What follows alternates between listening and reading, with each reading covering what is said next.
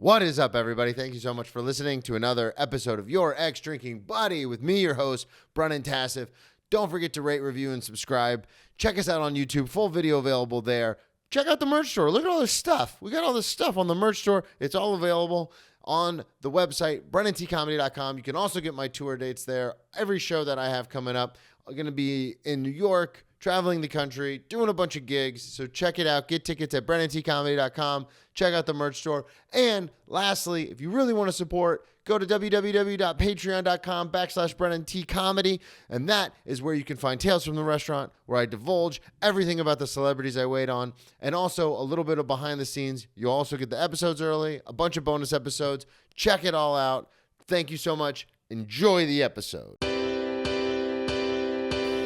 Grab me a beer and grab him a coke. We bout to sit for an hour, bullshit and tell jokes. And please don't mix it up, cause he done sobered up. Brennan T Comedy on your social media feeds. And Brennan Tassif is your ex drinking buddy.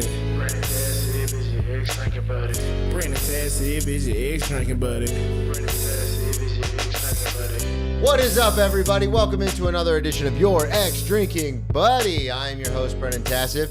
If you're new to the program, quick rundown of the show. I used to be everyone's favorite drinking buddy. It's my favorite thing to do. Hang out with friends, get drunk, do drugs, get in all sorts of trouble, and then reminisce about those crazy stories.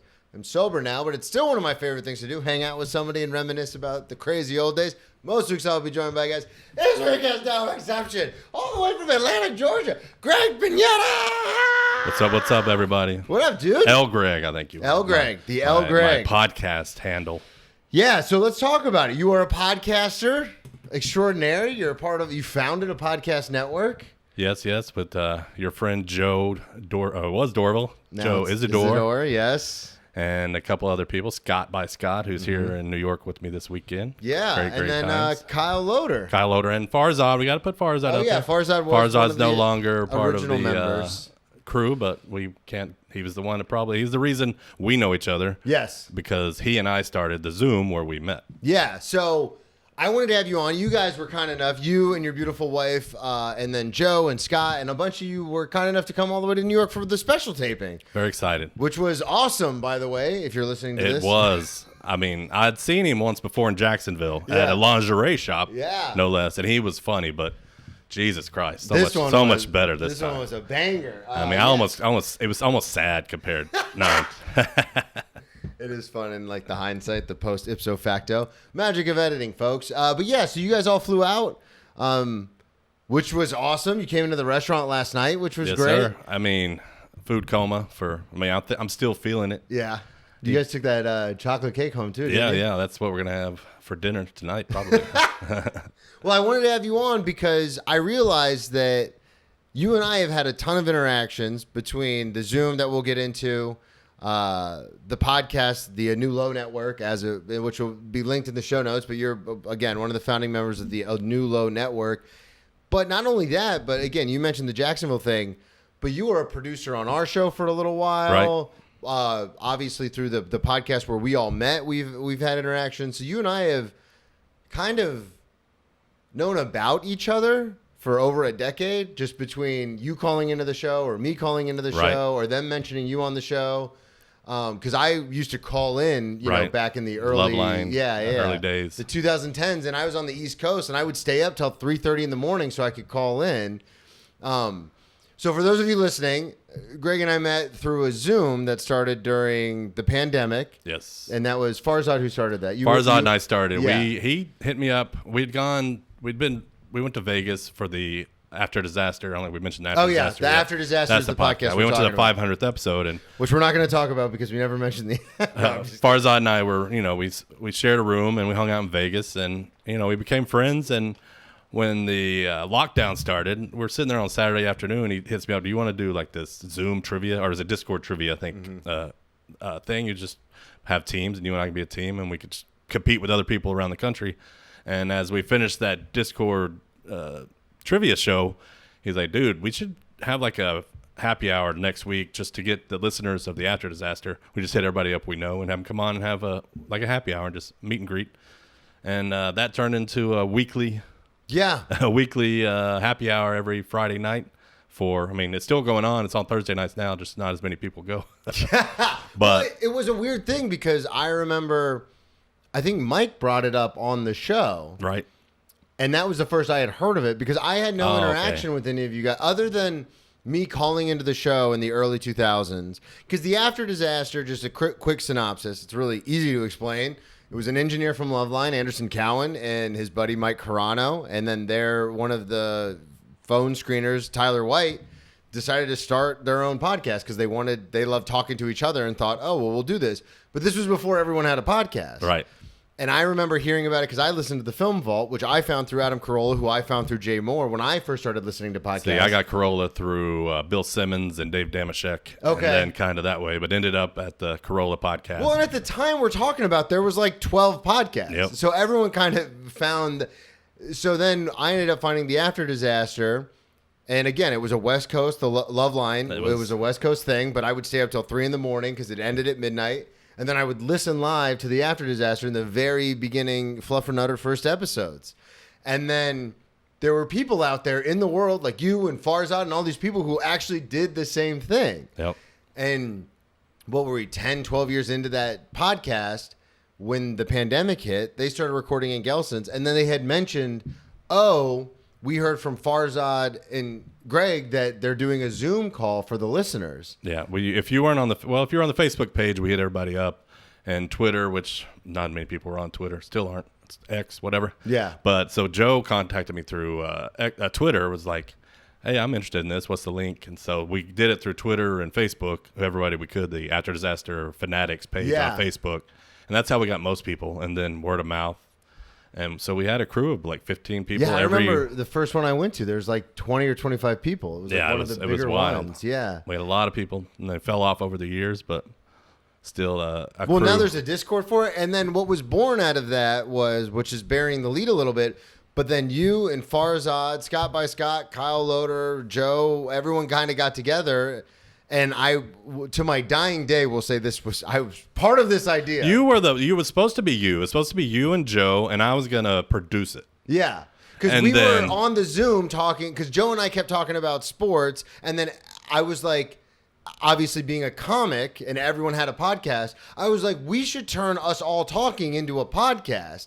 And then I would always get off early because I was sober. Everyone else was drinking, and it was during the pandemic, and no one had anything to do. So people would just drink until like 3, 4, 5 o'clock in the morning. Literally. Yeah, and so I got off, and then the next week I came on, and Scott, I think, mentioned, or Farzad was like, oh, we're starting a podcast. And I was like, oh, what time am I on the Zoom? And they're like, no, we talked about it after you left. It's just us. And I was like, that was my idea. Kyle might have been part of the first one, but Farzad and I don't think I was going to produce it, but somehow Farzad got in on it. And Scott reluctantly, to this day, is reluctant. It's still the three of us. He's still reluctant to do it, but he does the artwork. And he's a fantastic graphic designer. He did your Cheers from the Press Box and then everything else. Oh, yeah, he did do the Cheers from the Press Box. So then I was really upset about it. And so Joe was like, well, let's you and I do a sports podcast. And so we started that shortly, probably 3 to 6 months after. Yeah, it was probably 3 months after you guys started A New Low, which has multiple meetings. But the main meaning is it was one of the drops that they always played on the After Disaster, which was the Celebrity Jeopardy on SNL. Yeah, where it's like Alex Trebek going, now the show has reached a new low. Yeah. But it's crazy because then we started Cheers from the Press Box. You came on to produce that. And then after a couple months, it was just me. It still is just me and Joe talking sports. I realized that I love sports. I love my teams. You guys know more about the ins and outs of everything, and you can talk about it all. I'm just like Broncos, yes. Nuggets, Avalanche, I can do. NFL, I can do. Yeah, and then when we talk else. soccer, you were like, I think I'm out, guys. Yeah, I can't do that. I'm just sitting here. I've got nothing to contribute. And then you didn't. I didn't just leave. You killed me off. Rest in peace. Yeah, rest in peace. Oh, God, I forgot we did that. We've been doing that show for years now. Yeah, we did it as a bit where we were like, R.I.P. the producer, L. Greg. And then it's the thing that I kind of want to hit home with the listeners, though, is you had no background in podcasting or stand-up or entertainment or anything like that, but this is what I mean by like it's so cool with the internet now, and it also can be a detriment, but I think it's a really cool thing is we all got together and then just decided like, hey, let's do this thing, and now it's like a thing. You guys have listeners and a Discord, which again I'll link everything in the show notes, but you are a podcaster now. Well, I will push back a little bit because I had 2 podcasts from before 8 or 9 years before I met you. Oh, really? I had 2 podcasts I did. The first was called Barside Rambling. We sat at the top of a bar. We put up all our equipment, podcasting equipment, but nobody in the bar could hear it. And they were just recording it. And so people would be like, what are you guys doing? So people would be walking behind us, what are you guys doing? And we're sitting there in a loud bar. So you've been doing this. So you were, okay, so this makes a lot more sense then because you knew your ins and outs. You knew your way around it. Yeah, the technology of it. We weren't, but. Because I didn't even know what an RSS feed was. I just heard it on podcast. But you already knew all that stuff. So that must have been, what, I guess now at this point, 15 years ago? Yeah, it was 2010, 2011. So when you first, because that's when podcasts first started cresting, so you were like, hey, this doesn't seem so hard. Well, it's interesting because I got on a message board from Dave Damashek. Mm-hmm. His fans had a message board, and there was, before podcasts were really, there was Blog Talk Radio, which was pretty much a free, you could do a talk show on the internet. And so there were a couple guys that did that, so I just dabbled in that. And it was just me and my cousin or a buddy talking about anything, movies, sports.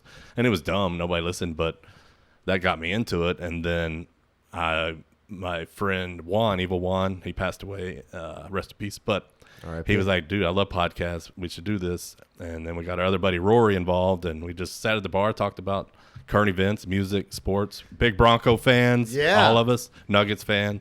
And Rory, he was trying to be a stand-up. I don't know if he's still pursuing it or not in Denver, but that'd be so funny if you're he was so funny. Rory, I wish it was Rory. I think he lives in Denver now. I know that. Yeah, that's why I was the connection. But he was very funny. He did impressions, and they're just Evil Juan, just bald, bearded guy. He was gruff but sweetheart. Yeah. And but he's a metal fan, and I was a metal fan. Yeah. So after Barside Rambling kind of died because doing it in the bar, we ended up doing it in his house. It's like, we don't have the bar around. It's not really that fun. We don't, because they're like, somebody'd go in the bathroom, number 1 or number 2. Yeah, it's not, so it's just kind of, we'd call people out, and it was fun, and we got free drinks while we sat there. But so then we started our metal album book club, where we reviewed a metal album every week. So you've been, okay, so I don't know if I've never told you about that. No, yeah, I had no idea, because you did. So that's why I was going to produce your guys' pod, because I know the ins and outs of, I have the audio equipment, which we're doing over Zoom, so it didn't really matter. But so I had to figure out how that would work, and it's worked pretty good, I think. Yeah, I mean the audio quality, and this is something that I think Joe learned from you guys, or maybe from doing music, but then taught me was to record locally and then sync everything up. Right. Because especially during the pandemic, I can't tell you how many of my favorite podcasts I would listen to, but you could tell someone else was on the phone, and I was like, this is like the BS report from 2008, what we're doing here. Exactly. Like, what is this is, I can't listen to this audio. It's terrible. And then I learned, you both record locally, even if you do it over Zoom. So then it sounds like you're both in the room. Yeah, that's the key for sure. Yeah. And so it's fascinating you bring up the Barside podcast, because that's how this podcast started, which I'm sure I've mentioned. I mean, I'm sure I know the listeners know, but my buddy Dan from back at Florida Atlantic University, one of my best friends, same thing. Podcasts 2010, 11 are starting to actually become a thing. He's way ahead of it because he's a big tech guy. I'm way ahead of it because I'm into stand-up, and a couple of stand-ups started a podcast. And so we were like, oh, let's do Your Drinking Buddies. So similar thing to what you're talking about with the Barside thing. We just happened to be doing it in a bar while it was going. And my thing was let's just get hammered and we'll just talk to each other. And then, of course, we recorded 5 or 6 episodes. They never saw the light of day. It kind of faded. But then when I started doing Cheers from the Press Box with Joe, I was like, oh, this isn't, especially now, fast forward, it was 2020. I was like, this isn't as hard as it used to be to get a podcast up and running. So then I started Drinking Buddy, because now I'm obviously sober. But again, all of this, I find it crazy because all of this is rooted in the after disaster. Right. All of everything that I found, and then finding you guys. And it was an interesting thing because I would hear these stories that Anderson and Mike and Tyler would talk about on the show about these listeners. And then I was all of a sudden in a Zoom call with all these listeners. I had gone to the first live show in L.A. at the Improv. Was that episode 300? It wasn't. It was just a random one. It was just the first one they did. That JLC was there, and because they did the first live show, and then they were like, "Oh, this might be a thing." And Fart Bar performed afterward. It was a great night, except for JLC. I don't know why they brought him along, but it was a great night. Scott, storied night for him. He was very drunk, and they talked about it on the show quite a bit. I didn't know him at the time. I met him later on when we were trying to raise money for the groupers. Yeah. I paid enough to get the Pabs night out where I got to hang out with the podcasters, Anderson, Mike, and Tyler, and their fourth unofficial member, Scott by Scott. Yeah. So that's when I met him for the first time. And then every other thing I went to, events that were involved with the After Disaster, he was there. And it's a fascinating thing because the show itself, which they talk about openly on their podcast, it's not built for growth. It's not built for expansion. They kind of got a big audience because it was after Loveline, Yes. which was a huge syndicated show. You just didn't turn your radio off. You had access to it. Yeah. And that's kind of how they built the initial following, but they don't run ads. They don't run like publicity for themselves. The show for the longest time was just a free show. And now it's incredibly difficult to gain new listeners because it's completely behind a paywall. Yeah. And I know they have the running joke where it's like, oh, you should listen to this podcast. It's these three guys talking about, and then whatever dumb subject they're talking about. But for me, I know especially, I can't speak for you, but I assume it's the same. Like, we've grown up with these guys now. The show's been on for almost 20 years. I met Tyler. I met him a couple times, but went to I said something really stupid, but went to the opening of Groupers at the Chinese Theater, and Tyler was outside having a cigarette with us. And Anderson and I, and his wife was there, and because of her, Lauren, I followed her on Instagram, and I said, "Isn't it weird that I know so much about your life? I've never met you." I regret that to this day, but it's true. Like, we are very close to them. They don't know we exist. Yeah. Luckily, I have interacted with them, and they know I exist. But it's so many. It's so intimate, and it's like they have no idea we exist. I know, and it's a weird thing because it's so long running, and because of the nature of the show where they just talk about personal stories. It's not like there's some podcasts where there's a theme, or like a lot of podcasts that I listen to, they just talk about stand-up and comedy and things comedy adjacent. But for them, it's kind of crazy because they just talk about their day. Like, I remember when Mike got sober, and I reached out to him because I was struggling so bad with alcohol. And then I got sober, and I was like, dude, listening to you on this pod. And so Mike and I have become close, obviously, one, because of our super secret program, but two, because of our thing with sobriety. But then I relapsed, and then I would get drunk and like DM him back when he was still on social media and be like, dude, I don't know what to. But again, to your point, it's like, this guy I've had maybe 4 interactions with, but I feel like we're super close because I've been listening to him for like 7 years straight every single week. So it is that weird paranormal or whatever they call it relationship where I don't think it's paranormal. It's not paranormal. It's is he dead now? No, there's a word for ghost? it. There's a word for it where it's one-sided. Right. But it is kind of weird because we were talking about this when you guys came into the restaurant last night for dinner. But it's an interesting thing because, like, I donated to groupers. I helped out with wherever I could whenever they were asking for money for anything. I donated to the GoFundMe for Tyler's dad when his house burned down. Your Patreon at the high level. Yeah, I was a $20 Patreon member for like 6 years, every single month. And then when I did my one-man show, I reached out to them, and they had mentioned it on the podcast, which was very sweet of them. And Joe would because Joe edited it, Joe was also like, hey, you guys should watch this. But then on some episodes, they'd talk for like 30 minutes about how they spent 4 hours in a black hole on YouTube. Yep. And then I would be like, hey, did you guys watch the one-man show? And they'd be like, oh, I haven't gotten to it yet. And I was like, what the fuck? But Joe especially was like, yeah, but they don't.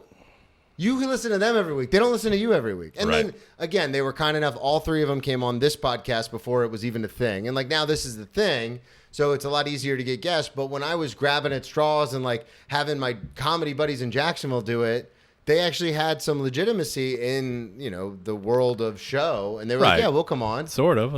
It's a small bubble, Mike. But yeah, Mike, wow. Well, and I know so many people that know Mike just because I'm in stand-up. And Mike was, the GM of the Improv for 30 years. And so it is a weird thing because, like, the headline I tour with knows Mike. But they have I know Mike through the podcast, but he knows Mike from working at the Improv. And it's like a weird backwards like, even when I went to L.A. to do stand-up, I went to the Improv to do one of their mics, but it's not really a mic. It's like a showcase for the booker. And I went up to her after and was like, hey, my name's Brennan. Nice to meet you, Rita. I'm a friend of Mike Carano's. And she was like, oh, I love Mike. Everybody loves Mike. Mike, he's such a great guy. I don't know if he realizes it. Yeah, he's awesome. And just so everyone knows I didn't do that on a whim, Mike told me that was okay to do because that would be really weird. So let's talk about you. All right. So you got into podcasting, 12 years ago, 15 years ago, and you've been doing it on and off. Now you're on the show. You have, you have listeners, you have a Discord, you have like a whole thing going on. You guys stream live on Twitch. Yes. You did for a long time. You still doing that? Yes. Let's talk about how you even got into, you kind of explained how you got into podcasting, but I wanted to know when it came to A New Low, because again, you had talked about just being a producer. What kind of triggered you to be like, actually, I'm going to be a part of the show? I don't think I was initially. I think I was just going to be a producer like I was on the sports one. But we went back and forth on messaging about what's the name going to be, what are we going to talk about, and because it was a new low, all right, well, let's just talk about our highs and lows of the week. Yeah. And then we started having segments and encouragements and discouragements. And then we just got on and we looked at each other and like, what's happening in your life? What's happening in your life? Oh, let's get to the discouragements of the week, or encouragements, or the highlights, lowlights. And so it just became, we all just talked about our things. And then I brought creativity to it. I would tell a story of my childhood, which was the Lost Boys story about it. And I wanted to see how far I could get into the Lost Boys story before they realized it was a movie and not my life. When I went to visit my uncle or my grandfather in Santa Carla, California, and went down to the carnival, and these motorcycle guys but there was a really hot girl, and I followed her on my motorcycle. And that is the guy from 24, right? Lost Boys? Kiefer Sutherland was the head. He was the head vampire. Yeah, I remember that was God. There was two Corys were in it, Corey Feldman and Corey Haim, and my generation. I'm a little older than you. I wish I was younger. A little older than you, so the two Corys were a big part of my childhood movie watching. So, but because the guys on the pod are so much younger than me, I got to hanging from a bridge and people dropping off the bridge, flying away until they realized I wasn't telling a real story. Well, it is an interesting thing. I mean, I know that movie because my ex-stepdad was really into movies, and I remember that VHS cover. It was the four guys, and it was like the red in the black background and then black in the foreground. And I remember it so vividly because he was really into like those vampire, like kind of schlocky, like horror films. Right. And so I'll never forget that one. And then Runaway, I think, or the one where Highway, that was the other one that I vividly remember in my head, where it was like one of those like suspense movies. And Joe, I think, was telling me that story about how you just kept going and going. And I keep trying, but they catch me because now they expect every story to be that. Yeah, and I know this is a real story. It happened. So, but, you talk about going into and they talk restaurant? They talk over me a lot. They don't talk over each other a lot. But Kendra, my wife, she's like, they're talking over you all the time. Like they do it on purpose. They just throw it out there. But I just fight through it. So I just keep telling the story because I have to. Because if I stopped every time, I'd never get through a story. That is. But Scott and Joe are just going back. They're having their own conversation throughout. The entire. Yeah. Well, it is called A New Low. Yes. There's not high expectations. Yeah. Well, and that's something we kind of. I don't know if that's a style that we acquired just over the years listening to because that's what the after disaster. I mean, that's why it was called the after disaster because it was a disaster. And they're all. My favorite part is when, and I try to incorporate this in my own life, when someone's telling me something, especially when it comes to my wife and her friends, because sometimes they'll be telling a story that's super interesting, and I'm totally 100% there. But I'll do the mic thing where I just go, yeah, and then I'll start telling my story. Right. You have to sometimes. You have to sometimes. But. So let's talk about the drinking, the partying, the lifestyle, because you're a very well put together guy. You've been a professional in the professional world for a very long time. But you did also start a podcast in a bar. You also went out to Vegas for the 500th episode. Like you've also done some things. So I wanted to ask you, high school, popular, not popular? You played sports. I played football and baseball. I was part of every group. Like I wasn't part of one, but I was accepted in all because football players, baseball players. I went to a high school in Dallas that had people bust in also because we had what were called clusters. So they were specific training for things. They had automotive, aviation. We had plastics. So we had people coming in for those specialties. And they were kind of in these wings that weren't even connected. They'd have lunch in our building, but they would kind of be in their own little world. It was like a magnet school. Right. It was a magnet school, but it had all the magnets, Yeah. It wasn't. All the magnets. And then we had the regular high school within, and I lived in the neighborhood right across the street. So I was friends with all the people that lived in the neighborhood that weren't in the clusters. So I hung out with every group. I didn't have any. So I wasn't popular, but I realized when I went to our 10-year reunion, only one I went to, I was like, I had people that I didn't even knew I existed. Were like, yeah, I remember you. As I don't remember you at all. It happens sometimes with me with comedy. Oh, well, Like people will reach out and be like, yeah, it's Spruce Creek, class of 2006. I'm like, I have no idea who this person is. But high school wasn't. My senior year was when I started the local kids that lived in our neighborhood. They partied quite a bit, had a little bit of money. It was middle class, upper middle class. Yeah. And I wasn't part of that, but because there was a neighborhood right by ours that was upper middle class, and they had really good parties on Friday night. And I didn't get involved in that stuff because I grew up. My church was a major part of my life. Mm-hmm. Every Sunday, Wednesday, twice on Sunday, Wednesday, and then I got involved in the youth group. Oh, That's wow. Part of So I was really into the church. I've realized now that I don't think I really believed. I just enjoyed the social aspect of it. Yeah. And it wasn't until really my senior year when I started socializing outside of that church group. Because school's one thing, outside of the school, that was different. And senior year is when I started hanging out with the guys that I played football with and baseball with, and going to parties and having some beers. Okay, yeah, because I was going to ask, do you remember the first time you drank? First time I had a drink was on a church trip. Oh, church trips were crazy, man. I don't know if you ever did them. When I was in junior high, we went to South Padre Island. We were staying in, I forget the name of the town on the other side of the water from South Padre, but they were the older guys. They, for some reason, had a lot of beer, and they smoked cigarettes and marijuana. Yeah, it's so cool. And so, The younger guys were staying in rooms with the older guys, and so they had like a Bush Light or something. So I had a Bush Light, and maybe smoked a cigarette or two, and then one of the chaperones caught the older guys drinking beers or whatever, and so we all got in trouble. Yeah. They said, we're going to tell your parents, but if you want to tell them first, that's fine, do that. So that was the hardest thing. I remember going to a baseball game. I was in junior high at the time. These were high schoolers that got me in trouble, even though I did partake, so I'm not going to deny that. But as I was going to the baseball game, I was like, I need to tell you something. Is this mom, dad, both? Mom, yeah, because at this point, my parents were divorced, so parents got divorced when I was in 5th grade. Okay. So I lived with my mom throughout, and then my dad on different times, weekends. It was a good divorce. Both parents were great. But yeah, just take us through, because we I love got the in small trouble. details. Take us through that. Yeah. We some of us were in trouble at the church for drinking beer. And she's like, what? What are you talking about? And then just doesn't believe you. And smoking cigarettes. Just like, what? Why would you do that? I said, well, it was Chuck, Peter. It was them. It was all those guys. But just throw them under the bus. She was very understanding. I mean, my mom had stories. My parents both grew up and had, they had fun lives. They had fun lives as well. Still do, as a matter of fact. But that I was grounded, and I think they lifted it pretty immediately. Oh, because like my social life was the church, so I'm going to punish you by making you go to church. It's like, that's just where it all happened. Yeah, because you are. It's not like you were hanging out with the ruffians, and then all of a sudden she's like, you can't hang out with those kids anymore. It's like, what do you want me to do? Not go to church anymore? Went on a youth trip with Young Life. You've probably heard of Young Life. Oh yeah, I've done one of those. I went on a Young Life ski trip. I was a freshman. My buddy John Ramirez and I were freshmen, and we were roomed with the two most popular guys in the school. And one was a senior, one's a junior. But the most popular one, they're both baseball players and stud pitcher, and also he was a football player. And they had a giant duffel bag full of like schnapps and different alcohol in the room.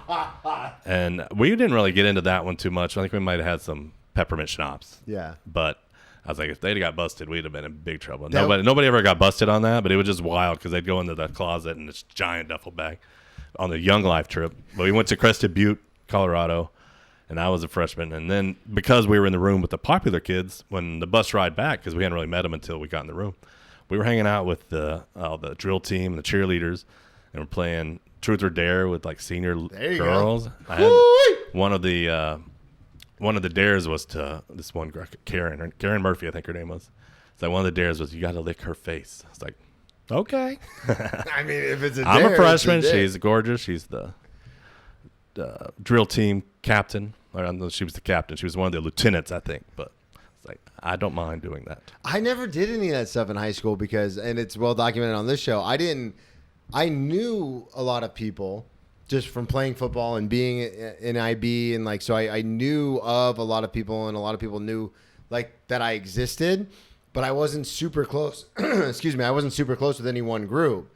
So I've told this story many times, but I didn't go to like my first party until I was already a senior. Right. Me too. Like my first. That official party was when I was a senior. Yeah. So I wanted to ask you. So as you like you said, you got older, you kind of grew out of the youth group and the church thing and stuff like that. When you go to college, do you let it off the leash? Do you start partying? Well, I only went to community college a couple times. Like right out of high school, I went to community college, lived at home. Community college was just down the road. I was working, started part-time at a grocery store, and then went to school during the day. And then the second semester, I was like, I'm paying for this when I'm making money here, so why don't I just make money? Classic. And so I dropped out in my second semester, junior college, and worked for a couple years in Dallas, and Mesquite was where I was going to school. And then my mom got transferred to Denver, Colorado. I was in Dallas, Texas. I don't know. We established that earlier. Yeah, you had mentioned that earlier because I always know you as a Colorado guy. And then, so we moved to Colorado when I was 19 and got a job as a bank teller right after we got there. And then I went to community college again. Once again, second semester, I was like, I prefer making money than spending this. Doesn't make any sense to me. I'm making money over here. I'm paying money over there. And so once again, I dropped out, and that was the last college I did, and just been on the job, worked in the bank for a couple of years, and then went on to an office job in 1995, and I've been in office jobs ever since 95. That's to me, that's fascinating because I've always known, as long as I've known you, and I've known you for almost half a decade now, longer than that. I've known you since 2020 personally, so that's 6 years. I've always known you to have an office job. Right. Because we talked about it on the Zoom calls and the stuff like that. And you're like, oh, 30 years I've been in the office. Yeah. And my own ignorance, I just immediately jumped to, well, obviously you probably went to college for business since you have worked in an office. I started low. I went from working in a bank to being low-level accounting at a movie theater, United Artists. Their corporate office was in Inglewood, Colorado. So started in just auditing the box office from every theater every day or every week. God, that's insane. And so just was data entry and adding stuff up. And that led to, I got a job from just breaking my computer and fixing it myself. Like, they're like, you want a job in IT? He's like, okay, so I started doing support for them at United Artists, and then eventually got laid off. But I had not gone to school for it, and I didn't have any certificates, or I didn't have anything but my experience, and I could not find a job in IT after that. So I went to a temp agency, and they put me in an insurance job, just doing data entry, the same stuff I was pretty much doing. And I've been in insurance since 2007. Yeah, because I knew you worked in an office for insurance, and again, that's ignorance on my part. And that's the thing, is it's really weird because then it gets into the whole debate about experience over education, right? Because like bad example, but it's the only one I have. As a server working in a restaurant, you came to my restaurant. It's a pretty fancy place. And so it's funny because like if people come in and they're like, yeah, I'm 22, fresh out of college, just looking to make some quick cash. It's like, yeah, you could have all the degrees in the world. We're not hiring you because you have no experience in this. Right. But then I'm sure there's other jobs. I'm sure the majority of jobs, especially office jobs, if you showed up and you didn't have any experience, but you were like, yeah, but this is what I went to school for. Right. It's a little more the other way. It is. And that's the problem. It's hard to move on to something else because, I had this experience, but it's hard to translate that to the interview. Yeah. It's like I can do this, and I could learn immediately whatever you need me to, but you can't. Everybody says that, but I actually can. Like, all right, just walk me through it once visually because I'm a visual learner. I'll do it. I'll take notes. I take notes when I'm training. I trained multiple people in my life where they didn't take notes, and they're coming to you for questions every time they do something. If you'd have taken notes the first time through, you don't have to come back. You could just reference the notes. Yes. What are we doing? So that bugs me, but. Well, and it is, I mean, it's an interesting thing just because life works that way. Like I went, and this is what I tell people all the time. If I could go back, there's a big part of me that's like, oh, I would tell myself just to get into comedy when I'm 16, like just start doing stand-up. Because I knew I wanted to do it since I was 12. I would do the same thing because I don't have the confidence to start at 45, 50 years old when I really got into stand-up as a fan. And I'm like, try to write some just story of my life, jokes, or not really jokes, just because you've seen enough stand-up, you know how it goes. Storytellers, whatever. I could also write jokes. But I was like, I don't have the confidence, and I don't think I can handle any of the rejection. So why bother? I can just enjoy people that are good at it. Yeah. And so that's what I do. So I appreciate that. Well, if you want to get on an open mic, I know plenty of places while you're here No in New doubt. York. But that's the problem with my story is as a dark storyteller, that's what I am on stage. I don't have that without going to college because that's Right. when, I inevitably flip from aspiring pre-law student, Division I athlete to, oh my God, this guy's a problem. Well, if I had to go back, I would go to college. Well, not necessarily. I would play baseball never stop playing baseball because I was good at baseball. I got injured playing football, lost my throwing arm altogether. I wanted to ask I you about bruised that. a nerve in my shoulder, and I just completely, I can't control where my hand lets go with the ball. I can throw a football fine. For some reason with a baseball, it just fingers won't let go at the right time. Okay. I think I could have rehabbed it if I had done it, concentrated on that, but I wish I had avoided playing football. I loved football. I loved the sport of football. Love football. But I wasn't aggressive, and then so I was a great offensive lineman because I could block. Well, you're a big dude. You're 6'4". Yeah, but I was skinny then. I was like 125. when I Wow, started. really? Tall, but like 125, and then I was like 200 when I graduated high school. But baseball was I wish I would have stuck with that. And, What'd you play in baseball? first base, outfield. First base. I always Yeah. joke around with people that I was built to play baseball because I'm a 6'1", 230-pound white guy. Right. It's like I had to crush first base, but because I'm from Florida, it's like no, you play football, and it was the same kind of thing. I wasn't overly aggressive or anything like that, not until I got older. And when I first started playing football, I hated it because I was like, this hurts. I'm Right. not big. I'm not strong. Like this sucks. I'm from Texas. Yeah, and you're same. from Florida, Yeah, so you so have to same, play. yeah. My dad was a running back and star, and he got in his own way. Yeah. He went to visits to all the big schools in Texas, and then ended up going to Tyler Junior College, and then kind of screwed that up. Just you're a teenager, man. It's Yeah, hard. yeah, It's hard, and he ended up in Vietnam after that. But it's football that's what I expected to do. Yeah. And I played baseball and basketball growing up, and then start football until like sixth grade, and then didn't play again until high school. And I liked it. I mean, I loved the sport, learning the sport, all the just. The guys are great. Yeah. It's fun. It is. And it's diverse. Whereas, I didn't grow up. I grew up with a lot of diversity. I was a minority from like sixth grade on, but I didn't hang out with a lot of people that weren't of my race. Yeah. And I went to church with a bunch of white people, and then in the high school and then playing sports is where you really get to interact. and, 100%. realize these fuckers are fun. They're funny. Joe and I have this so conversation all fun, the time man. because sometimes I say things that are over the line and I don't realize it because it's like I grew up I in know locker it's rooms, tough. and I'm It's like, tough. You got to be careful. I'm like, You can wait, get away with it in the that's locker room. offensive? I know. It's great. It's like I said it to my friends all the time. So we talked about when you first started drinking. When did because you have a couple of things in here that I wanted to talk about on the show. The first thing you sent me was cocaine. So Yeah. when did it, because you were talking about cigarettes and weed and beer. When did the transition into like harder stuff happen? Well, I told you I did a podcast in a bar. Yeah. That was my bar. That by the time I started doing the podcast, I was a regular at that bar for 7-8 years already. My sister worked at a mental health clinic, and across the street from there was a bar called the Rhino Room. And Shout out Rhino Room. her and her friends would go there every week. They had like trivia on Wednesday nights. And she kept trying to get me to come out there. And I was like, I don't want to drive all the way to Denver, blah, blah, because we lived in a suburb. And then one time I went and hung out with her and her coworkers, became friends with a couple of her coworkers who are still good friends to this day, and became a regular at the Rhino Room for every Wednesday, every Friday for a couple years. And then I went there on New Year's one time, and the next day my sister goes into work, says there's newspaper all in the windows. It's like it's closed. So they closed down the Rhino Room. I was like, oh my God, that was my life, just hanging out, playing pool, played a lot of pool.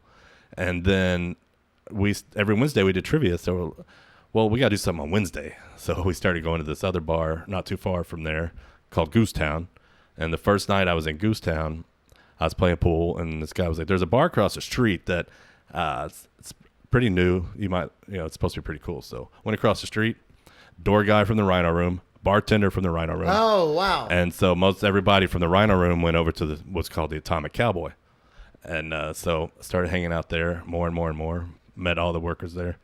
and just became really friends, like real friends with everybody that worked there. Hung out with them outside of there, and so I was there I was probably at Atomic every Wednesday and Friday for almost 10 years straight. Oh wow! So you went from being a regular at the Rhino Room to being a regular at Like Atomic. a real regular, real regular. As a matter of fact, on I don't know what birthday it was, but I had celebrated my birthday there, and the owner comes up. He said, "I got a surprise for you." And then sitting at the top of the bar is actually where we ended up recording the podcast. There was cardboard duct taped to the top of the bar. Like, I don't know what this is. Weird. So open that up. What do you mean? He said, just rip that off.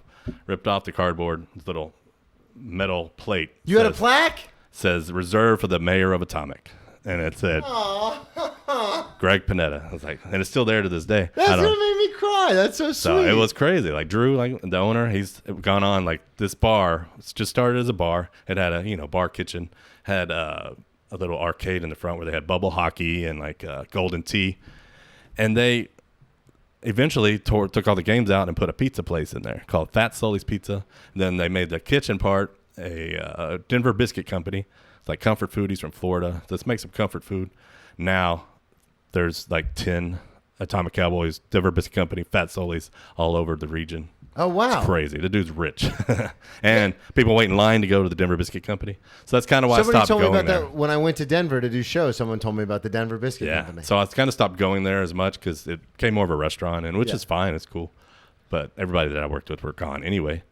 But so I would stay Friday nights, Wednesday nights, sometimes Thursdays.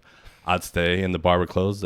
At first, they let a lot of people hang out after the bar closed, and so we just hang out and have drinks for a couple hours after the bar was closed. Head home about 4.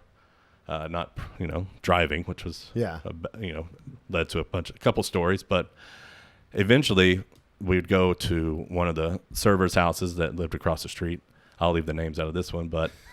I went for several times, and they were doing illicit things that I wasn't really interested in, And I got to realize she never has any beer or any food or anything in her house. And then one time I was like, okay. So one time we're just sitting. Are there any snacks here? We're just sitting in the bedroom, and they cut, they put some lines out and did some lines. Okay, I'll do it. I'll finally do it. So I'd only seen it on TV and them do it. So 100%. I went snorted as hard as I could. Line didn't move. None of it made it in the proper. You don't have to do that. Just easy. You do it. And it was amazing, man. It was just the feeling that it's just being wired but aware, and I loved it. And I was like, I can't get used to this. I don't want to get used to this. But I'm good that I don't have that kind of addictive personality. Like I could do it recreationally, which I did for a little while. Yeah. Quite a bit, but only on weekends, and got to know the local dealer, and he was a friend of mine and a really good friend. You make friends with everybody. Still friends to this day. I had a lot of friends. And one time we went over his house, and we were recording the podcast one time there, and this artist comes in, and he quickly paints. Like it just kind of looks like he's throwing paint on it. And it's Audrey Hepburn, it's Willie Nelson, it's Johnny Cash. And so this guy bought one of his paintings, and it was Willie Nelson. Yeah, it's Willie Nelson, and he had it in his house, and we were doing lines, and I was like, this isn't very good. And I would sit there and stare at it. Like I would point out all the things. I don't know why he did this. He just kind of, and so that was one of my favorite things to do. Just concentrate on something, and just enjoy it. It is an interesting thing not having not having that addictive quality. As someone who has it, I always marvel at people like you, where it's like, yeah, I did it, and it was fun, and it was crazy, and then I just didn't do it again. And and it's unpleasant when you're a couple days when you're into it. But when I brought up that she didn't have any food or anything, well, it's because she was. Yeah. You don't eat. You don't do anything. You just keep it. All of a sudden, it's tomorrow afternoon. And it's like, okay, that's one thing. But it was fun. But it wasn't really worth the come down. Yeah, which you're ruined for a couple days. Yeah, because then and that's why I prefer drinking, because it's kind of you can control it. Well, and also you're an avid you like to drink, so you kind of know like, okay, this is where my limit is. And again, not having that switch.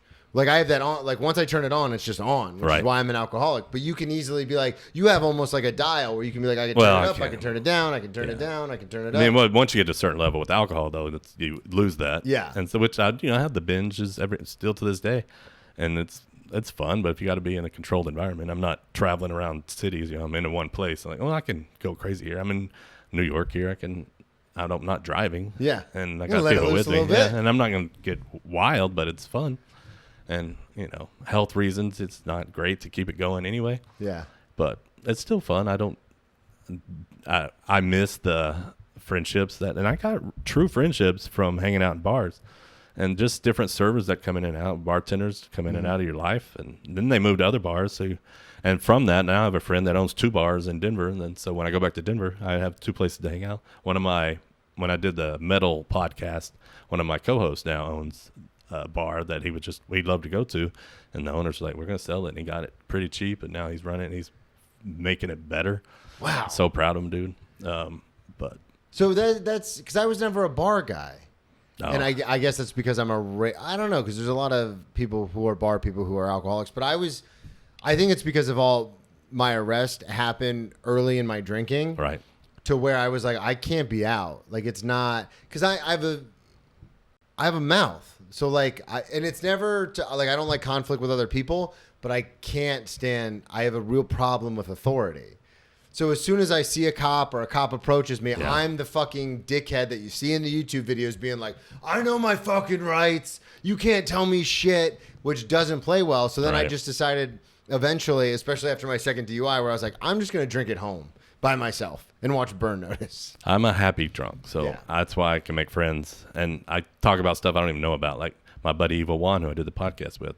I'm really good friends with his whole circle of friends because I talked to him about wrestling when we first met. I don't know shit about wrestling. But they didn't know that. I convinced them that I knew because I knew wrestling when I was a kid. Yeah. So like Hulk Hogan, the Von Erichs, growing up in Texas, a little bit about wrestling. But I had great friendships that came out because that one conversation evolved into incredible friendships. Wrestling's a weird one too because some of those guys stay in it for so long that, like, I watched wrestling in the WWE Attitude Era, like WCW versus WWE, but some of those guys have just recently retired. Right. So I can be like, yeah, I know wrestling. I know this guy and that guy. And people think I know. To your point, people think I know it. It's like, well, that happened when I was a kid, but I can still kind of fake it. You did mention driving home from Denver and things happening. Does that have anything to do with the second DUI story? Yeah, it's my second. The first one was the friends I made at the bar. Some of them were in bands, so I went to a strip club that had an upstairs that had a music venue, but it was across town. And so coming back from there after going to a show, I missed a turn, and I think I ran a stop sign and got pulled over. And I just told the cop, I was like, you got me. Yeah. And it was a little small substation, so I was just like in a holding cell. And my sister came and picked me up, and then went through all the stuff, lost my license for a year, went through all the stuff you have to go through, the alcohol classes. And stuff. You got to do the modes against driving. And it was very expensive, of course. Yeah. The second one was funny only because it was a block and a half from my house. God damn it. And it was traffic wise, it was my fault because I pulled out in front of somebody, but I pulled out in front of somebody that was going really fast. And she was 21, and she she hit my passenger side and totaled my car. But she was a young girl. She was scared. I gave her my jacket. Like we both got arrested for DUI. Oh, she had been drinking too? Oh yeah. She was, that's why she hit me. That's the thing is like, it would not have happened if it wasn't for her. Yeah. Yes, I shouldn't have been driving. I was very high. I wasn't high. I had a high alcohol content. Yeah. But I was 2 blocks from the house. But we went down to the station. The cops were like, "You want your jacket back?" I said, "Yeah, I should probably do that." That is because both my DUIs, which again we don't condone drinking and driving on this program. I have to say it every time. I do not do it. It's dumb. Well, now you don't hit with Ubers and Lifts and everything. I know. My God, why couldn't I? But even a cab ride. I know, and so I dumb. didn't even. So dumb. And I think a lot of it for us. I mean, we grew up in places where you have to drive, so it's like, well, I'm not going to leave my car here. What do you have in mind? But both times I got my DUIs, and I talk about this in the special, but both times I got my DUIs, I was by myself and in a car. Like one of them, I was in a parking lot in a parked car, and I had a confrontation with the cop, and then I walked back to my car, got in my car, and you've heard that story. And the second one, I was leaving a bar, and I wasn't paying attention. The light turned green, and I sat at it for like what I thought was a split second, was probably a minute. Right. And then I got pulled over, and they're like, "We saw you leave the bar hammered. We were just waiting for you to make a mistake." And I was like, "Son of a bitch." So neither of mine were like these devastating things, which I've heard about and I hear about in the super secret rooms. So fortunate, yes. And so I'm very, fortunate and blessed and graced with that. But at the same time, it is one of those things where it's like, to myself, I'm like, "You fucking idiot. Like, what are you doing?" But I've never heard about two coming together that way. Oh, yeah. Yeah, and I was, because I The pulled... statistics on that. Because I pulled out, but just the traffic, I had to pay, insurance. Yeah. It would have been bad anyway, but I also had to pay for her car. But it was her parents' car. She was 21, Were you at fault, like, from a legal standpoint? Yes, only, like I said, because I pulled out in front of her, but she was speeding. And, I made a decent This is Mike's call. accident all over again. But, it's just, so foolish, and all the times that I could have, and I'm so thankful that nothing horrible has happened other than financially for me and my reputation and not being able to get into Canada, That's kind of thing. Yeah. Have you got that resolved yet? No, Kendra's all over me to do it, but that means I have to do something, and it's easier not to do something. I cannot go to Canada, and but have you looked into it? Because I had to look into it for JFL, for Just for Laughs. It's not a lot to do. It's just to do something. I was like, well, I don't want to do anything. I just want it to be work. I want them to just allow me in. Yeah. I didn't do anything wrong. I mean, I did, but semantics. What do they care? It's not even a felony. To be able to always get in, for the listeners, if you don't know, because I had to do a lot of research on this when I submitted to Just for Laughs, because that's in Montreal. You can get in pretty easily on like a one-time like, trip or business trip or a vacation. Right. You just fill out one form and then you're in, but it's just for that one trip. Right. If you want to be able to come and go, you have to get so much documentation. Right. From like both, for me, it would be from all 8 of my arrests. I would need to have like judge sign-offs on stuff that happened 20 years ago. I'd have to get signed off on. And it's like, thankfully with AI now, it's like gives you an entire breakdown of like, call this person, email this person, do this, do that. And it gives you the email addresses and the phone numbers. But I'm just, to your point, it's like, this seems like a whole day thing. I'm not. Right. And then I didn't get. Can I just pay amount of money? Yeah. Can I let somebody else do it all? I didn't get Just for Laughs. Can I just apply for it? All right, cool. I guess I don't have to do it. Let's talk about Vegas. I want to talk about Vegas and Peacemaker. Okay. Well, the Vegas thing is it's because it's our group met, and you weren't part of that. So this was Vegas was group. This the 500? No, this was the second a new low kind of meetup. Okay. With I remember this. Scott, Kyle, Farzad, myself, and Kendra, and Hate Squiggle, James, and his wife. It was James and his wife's trip. They were going, and we're like, "We'll come meet you." Like, we didn't invite you, but we're gonna come anyway. So Kendra and I had met my current wife. We met on the Zoom. Brennan and I were friends with Jared Laddish. He was on one of our original members of the Zoom, and he passed away. And after he passed away, Emily and Marcus, part of our Zoom crew, went to his celebration of life and met his wife and invited her on the Zoom because she said, it meant so much to Jared. She knew about the Zoom even though she'd never been on there. Mm-hmm. So she came on and we met. I was kind of the greeter when people would come on and be like, hey, make them feel welcome. Yeah, you did that to me. And so, I met and we were the two older people. Like Jared and I were the two older guys. Yeah. Like he was 52 and I was like 48 at the time. And everybody else was in their 30s, probably in 20s.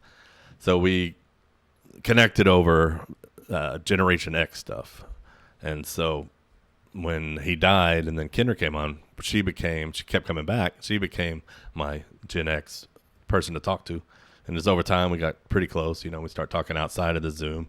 Then we went to James and Maddie's in Washington for New Year's. And then that's when we kind of started talking. And so we had been talking. This is your wife, and you're like talking. So we'd been texting and a couple phone calls. And then we were going to Vegas. And I was like, well, I got a room. You want to just share a room? We can save money. So, okay. So we get a room together to Vidara, and I was like, okay, I don't know where this is going. I'm not gonna act like we're dating. I'm not gonna pretend. I'm just gonna be myself.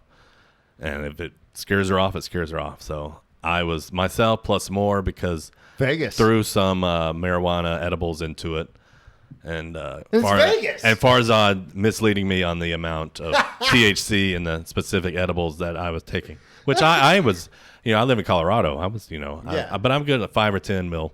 I'm good. But when you get to 20 plus, well, he gave me 2, said they were 5, and then later, oh shit, dude, these are 10, which is not that double. Okay. Yeah. But add, some Maker's Mark and beers and just partying in Vegas, and I get dumb and annoying. And so Kendra and I had, we were staying in a room together, don't even know each other really.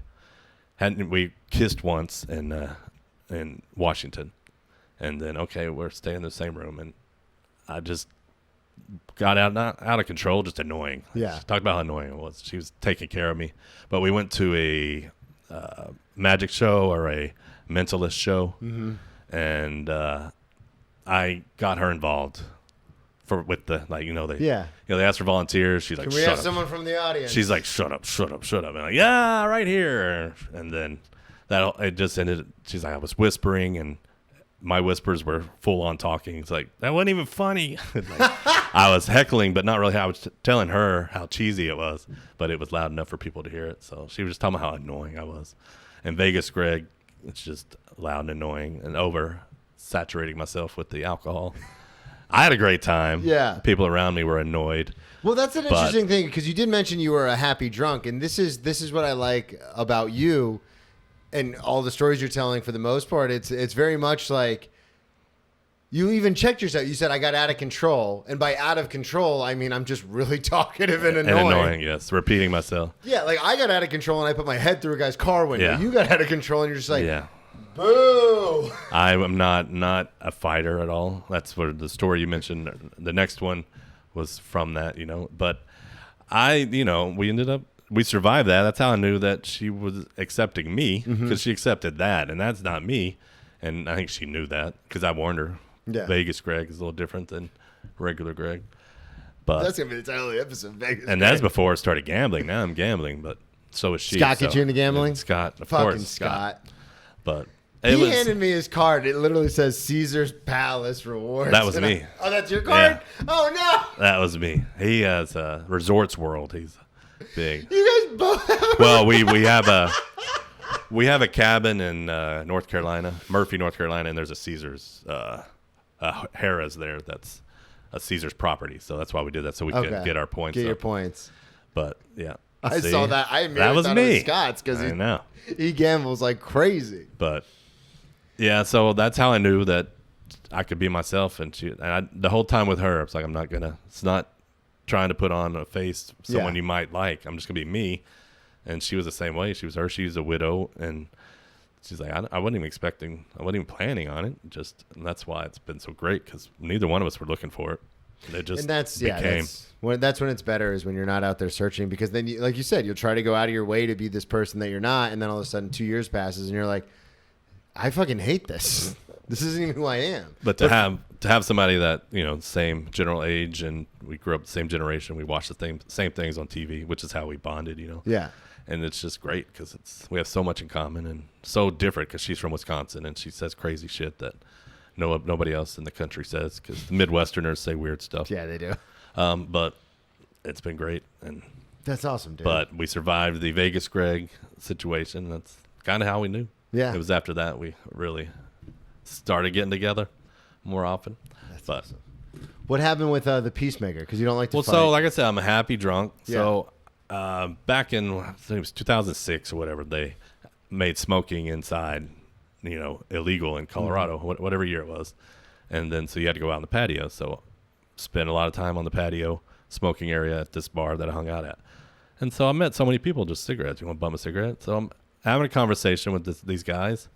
They're great. We're talking, we come back, we go out multiple times, and they're out there smoking. We're friends. And then I'm out there later, me and 2 of my friends, and the bouncers are coming. They shove him out the door, one of them out the door, and he's all up in their face. I'm like, well, we're tight. We've been talking all night. So I was like, all right, don't want this to escalate. So I kind of stepped in, and that dude just clocked me right in the eye. My buddy Rob, trying to take up for me, steps in, boom, busts his eardrum. My other buddy Nate steps in, broken nose. This guy just Turns out this guy just got back from Afghanistan. Okay. And was This is the bouncer? no, this was the patron that I became friends with while smoking. Oh, this was the guy that yeah. was... So I was stepping in because I didn't want the bouncers to, you know. So you step in between this guy and the bouncer. Yeah, and then because so it wouldn't escalate into something. And then he punches you right in the face. And then he kind of runs off. Was it an accident? No, he was triggered. He wasn't seeing anything. Yeah. It was like he was PTSD'd out, you know, and didn't, you know, it was just I thought I was trying to break it up, and I ended up with a black eye, and my friends busted eardrum of the guy. We went to the hospital with a broken nose, and the cops come. Do you want to press charges? And they're like, yeah. I'm like, no, we're not gonna press charges. And you know, I'm kind of glad we didn't. I mean, it's what would come out of that, but it was just a painful reminder that you don't know people. Obviously, I just met him, but even though you were good 5 minutes ago, you get to a point. Some people drinking get to a point where they're drunk. That's different from my drunk. And so they're not Vegas. I stopped stepping in unless it was somebody I was with. Yeah. Because I can de-escalate people I'm with, because I try to avoid hanging out with people that cause problems, but there's a couple that try to Scott or don't. No, Scott's probably kidding. the happy. That dude's he's a smile. He's fun. Scott's a good guy. Scott's a great guy. But yeah, so Peacemaker ended that night. So you stop. So this is interesting because I don't know. Did this ever happen to you? Because you're a bigger guy. When you would go out with smaller people, like regular sized guys, would they ever try to start shit because they knew they had you with them? No, because they knew I wasn't aggressive. Okay. And I was, and that I had no interest in that. Because I had that a lot where people would talk shit and then they'd be like, Brennan, come take care of this. And I'm like, I'm not. What do you want me to do? I always, like I said, I don't want to hang out with you more than once if I find out you're that kind of person that wants to fight. And so I try to not be in a situation with those kind of people, but sometimes you don't know till it's too late. Yeah. But I've always been a peacemaker. Like, I didn't get picked on because I was big, and I would step in when people were being picked on. It's like, dude, you don't have to do this.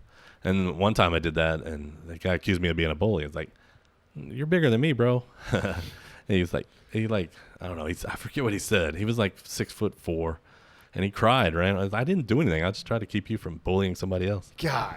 So you've always it's just been a funny. peacemaker. Yeah, that's why I thought I could do it, but not after you get punched in the face. No, it's everyone's plans change when they get punched in the face. Yep. That's from the great philosopher Michael Tyson. Yep, it's 100% true. Big Mike.